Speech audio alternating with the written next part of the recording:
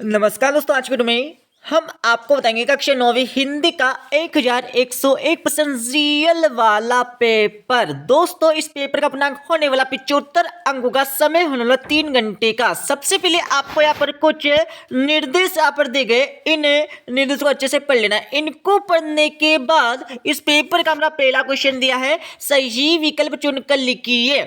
ये आपकी परीक्षा में 6 नंबर के सही विकल्प पूछे जाने वाले हैं। जैसे कि हमारा पहला सही विकल्प दिया है, कोयल अपने चमकीले गीत क्यों तेरा रही है। इसको तो लगा लीजिएगा, इसमें आपको बा वाला, इस काले संकट सागर पर मरने हेतु। अब यहाँ पर हमारा दूसरा सही विकल्प देख लीजिएगा, कबीर के काव्य का मूल स्वर है। तो इसका आंसर लगा लीजिएगा। इसमें आपको क्या लिखना है, दूसरे क्वेश्चन में आपको लिखना होगा, यहाँ पर क्या लिखना है, आ वाला समाज सुधार का। अब यहाँ पर तीसरा सही विकल्प देख लीजिएगा, रसकान जन्म लेना चाहते हैं। तो इसको तो लगा लीजिएगा, इसमें आपको लिखना होगा स वाला ब्रज में।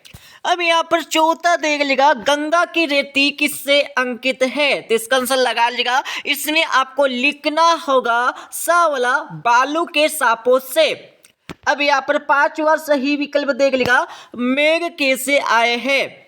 तो इसका आंसर लगा लीजिएगा, इसमें आपको लिखना होगा यहाँ पर आ वाला बन ठन के। ठीक है। अब यहाँ पर छठा आपका सही विकल्प देख लीजिएगा, खेतों में दूर दूर तक क्या फैली हुई है। तो इसका आंसर लगा लीजिएगा, छठे में आपको लिखना होगा यहाँ पर आ वाला हरियाली। अब यहाँ पर क्वेश्चन नंबर 2 में आपको क्या करना है, खाली स्थान की पूर्ति करना है। जिससे हमारा पहला खालतन दिया है, ईश्वर तो सब सांसों की खालतन में मौजूद है। तो पहले खालतन में आपको क्या लिखना है, सिर्फ आपको श्वास लिखना है। क्या लिखना है, श्वास आपको लिखना है। पहले खालतन का आंसर अच्छे से लिखते जाइए आपकी रफ कॉपी में। अब यहाँ पर हमारा दूसरा खालतन दिया है, सोने का घड़ा शराब से भरा है तो खालतन निंदा ही करेंगे। तो कि कौन करता है निंदा, इसका आंसर लगा लीजिएगा। दूसरे खालतन में आपको लिखना होगा साधु लोग आपको लिखना है। ठीक है, दूसरे खालतन का आंसर। अब यहाँ पर हमारा तीसरा खालतन देख लीजिएगा, पक्ष विपक्ष के कारण सारा संसार खालतन पड़ा है। तो तीसरा आंसर लगा लीजिएगा।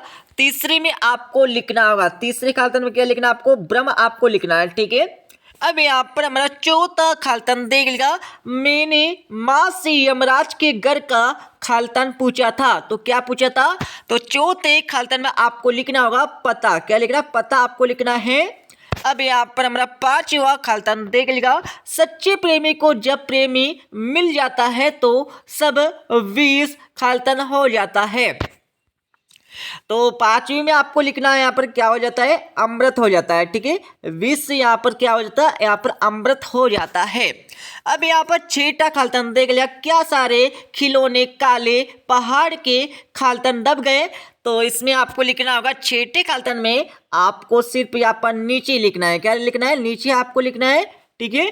अब यहाँ पर क्वेश्चन नंबर 3 में आपको क्या करना है, सही जोड़ी का मिलान करना। तो सही जोड़ी का मिलान अच्छे से कर लीजिएगा। आचार्य महावीर प्रसाद में आपको लिखना होगा सरस्वती पत्रिका। उपन्यास सम्राट में आपको प्रेमचंद लिखना है। यात्रा का सजीव चित्रण किस में होता है, यात्रा वृत्त में होता है। और नाटक में आपको लिखना होगा कहीं अंक वाले। और पलेश्वर नाथ रेणु में आपको आंचलिक उपन्यास का लिखना है। और उल्लू बनाना में आपको लिखना है, मूर्ख बनाना आपको लिखना है। ठीक है। अब यहाँ पर क्वेश्चन नंबर 4 में आपको क्या करना है, एक वाक्य में उत्तर आपको देना है। जैसे कि हमारा पहला दिया है, एक मात्रिक छंद का आपको सिर्फ नाम लिखना है। तो एक मात्रिक छंद का नाम क्या होता है, इसमें आपको लिखना होगा यहाँ पर संगार। क्या लिखना है, संगार आपको लिखना है। ठीक है। इसके साथ ही आपका दूसरा दिया, काव्य के कितने भेद होते हैं। तो काव्य के कितने भेद होते हैं, आप सभी ने पढ़ा होगा। काव्य के यहाँ पर 2 भेद होते हैं, दृश्य काव्य और यहाँ पर कौन सा होता है, एक यहाँ पर पक्ष काव्य। ठीक है, मतलब 2 यहाँ पर होते हैं आपके। तो इसमें आपको लिखना होगा 2 लिखना है सिर्फ। और तीसरा आपका दिया है, वृंदावन कभी भी किसकी बात की जाती है, सरकारी नहीं रहा वाला। ठीक है। तो यहाँ पर तीसरे में आपको लिखना है, सिंपल सा। थोड़ा सा यहाँ पर जो हमारा तीसरा क्वेश्चन है ये मिस प्रिंट हुआ है, तो इसमें डायरेक्ट आंसर लगा लेगा, कृष्ण की बांसुरी के जादू। क्या लिखना है आपको, यहाँ पर अच्छे से मैं लिख देता हूं, कृष्ण की बांसुरी आपको लिखना होगा इस क्वेश्चन में, कृष्ण की बांसुरी के जादू से आपको लिखना है, ठीक है, अच्छे से लिख लीजिएगा, ठीक है। तो तीसरे क्वेश्चन में आपको सिंपल से यहाँ पर लिखना होगा कृष्ण की बांसुरी के जादू से। अब यहाँ पर चौथा आपका दिया है टोपी से हमेशा कीमती कौन रहा है, ये आपको बताना है। तो चौथे का आंसर लगा लीजिएगा। तो चौथे में आपको लिखना होगा यहाँ पर जूता, क्या लिखना है, जूता आपको लिखना है, ठीक है। इसके साथ ही आपका पांचवा दिया है महादेवी वर्मा ने पहली पुस्तक कौन सी पढ़ी, तो कौन सी पढ़ी थी, पांचवें में आपको लिखना है पंचतंत्र, क्या लिखना है पांचवें में पंचतंत्र आपको पांचवें क्वेश्चन का आंसर लगाना होगा। अब यहाँ पर चेटा देख लेगा सर्वव्यापक पक्षी कौन सा है, तो कौन सा है, तो इसमें आपको लिखना होगा छठे में मैना, क्या लिखना है, मैना आपको लिखना है, ठीक है। अब यहाँ पर हमारा क्वेश्चन 5 देख लिया जिसमें आपको सत्य सत्य लिखना है। जैसे कि हमारा पहला देख लिखा सत्य सत्य कथन लिखिए। पहला आपका दिया कबीर एक समाज सुधारक थे, बिल्कुल थे, हमारा सत्य हो जाएगा। दूसरा आपका दिया है रसकान के गुरु का नाम गो विठल दास था, तो ये हमारा सत्य हो जाएगा बिल्कुल। और तीसरा आपका दिया माखनलाल चतुर्वेदी की रचना साहित्य देवता है, तो यह भी हमारा सत्य हो जाएगा। चौथा आपका दिया सुमित्रा नंदन पंत प्रकृति प्रेमी कवि थे, तो ये भी हमारा सत्य हो जाएगा। और पांचवा आपका दिया ये हमारा असत्य हो जाएगा। छठा आपका दिया है निराल की रचना कुकुरमुट्टा है, बिल्कुल है, हमारा सत्य हो जाएगा, ठीक है। अब यहाँ पर हमारा 2-2 नंबर के क्वेश्चन देख लीजिएगा। मानसरोवर से कवि का क्या से, तो क्वेश्चन आपका दिया है कवि माखनलाल चतुर्वेदी को कोयल से ईर्ष्या क्यों हो रही है, इनके बारे में आपको लिखना है, ठीक है। आप दोनों में से किसी एक क्वेश्चन का आंसर याद कर लीजिएगा, या फिर आप दोनों क्वेश्चन के आंसर भी यहाँ पर अच्छे से याद करिए, क्योंकि वार्षिक परीक्षा में दोनों में से कोई एक क्वेश्चन भी आ सकता है, ठीक है। अब यहाँ पर हमारा 7वां क्वेश्चन दिया, इसमें आपको क्या करना है, नई कविता के आपको प्रमुख 2 विशेषता लिखना है इस क्वेश्चन में। तो क्वेश्चन आपका दिया भक्ति काल को स्वर्णयुग क्यों कहा गया है। अब यहाँ पर 8वां क्वेश्चन देखिएगा अरहर और चने के खेत कवि को कैसे दिखाई देते हैं। अथवा क्वेश्चन आपका दिया है छायावत के आपको प्रमुख 2 विशेषता लिखना है। अब यहाँ पर 9वां क्वेश्चन देखिएगा भक्ति काल के कोई 2 कवि एवं प्रत्येक की आपको 2-2 रचना लिखना है। तो क्वेश्चन आपका दिया कवि रसकान के काव्य या भाव सुंदर के आपको 2 विशेषता लिखना है, ठीक है। बहुत सिंपल सा दिया है, अच्छे से याद करते जाइए।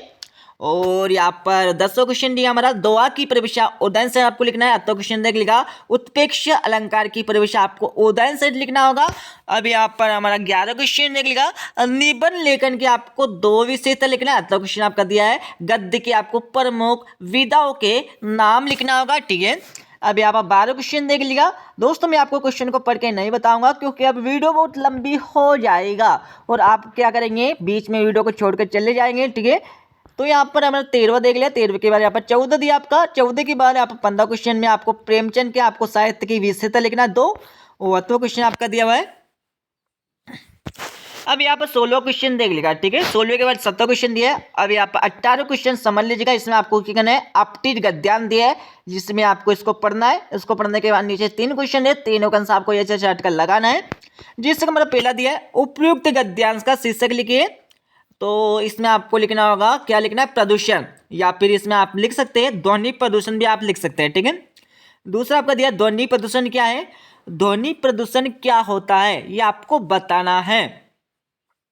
बस आपको ध्वनि प्रदूषण की यहाँ पर परिभाषा लिख देना है। कहाँ से लिखेंगे आप, मैं आपको बता देता हूँ।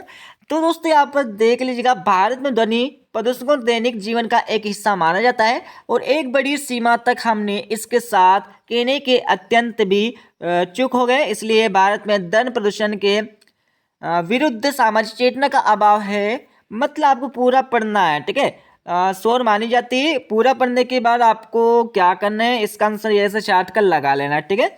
अब यहाँ पर तीसरा दिया उपयुक्त गद्यांश का सारांश आपको लिखना है। मतलब इस गद्यांश का आपका सार क्या निकल रहा है ये आपको इस क्वेश्चन में लिखना होगा।